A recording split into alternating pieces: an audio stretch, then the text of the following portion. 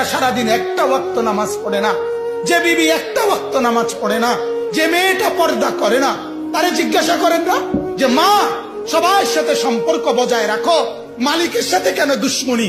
আল্লাহর লগে কি নারাজি হইলা? আল্লাহর সাথে কি দুশ্মনী? আল্লাহর লগে কেন রাগ করলা? কেন রাগ করলা?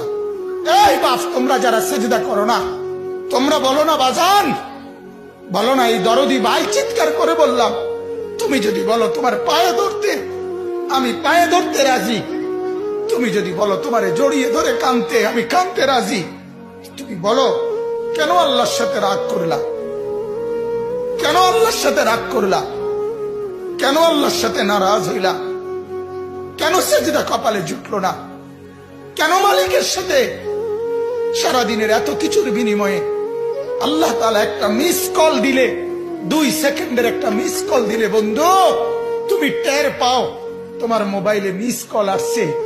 এত বড় মসজিদে 6টা মাইকের হরন দিয়া আল্লাহু আকবার বলে তোমারে ডাক দেয়, তোমার একটাবারও কানে লাগে না, বিবেকে লাগে না। তোর মতো সত্য ডাকাত, তোর মতো পাষাণ বেটা আর কে হইতে পারে? বেটা কথা বলেন না কেন? তুই ডাকাত, কত বড় ডাকাত! হ্যাঁ, এজন্য ইনশাআল্লাহ আল্লাহকে রাজি করব। বলেন ইনশাআল্লাহ। সেজদা করব তো ইনশাআল্লাহ। যুবকরা তোমরা বলো না ইনশাআল্লাহ।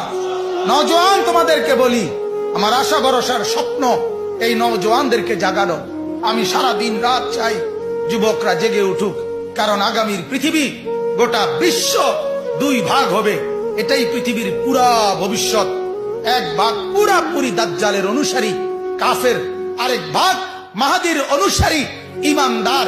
এই 2 ভাগে পৃথিবী অচিরেই বিভক্ত হয়ে যাবে। তুমি যদি মাহাদির পক্ষে থাকতে না পারো, তুমি যদি দাজ্জালের ধোকায় পড়ে যাও, আল্লাহ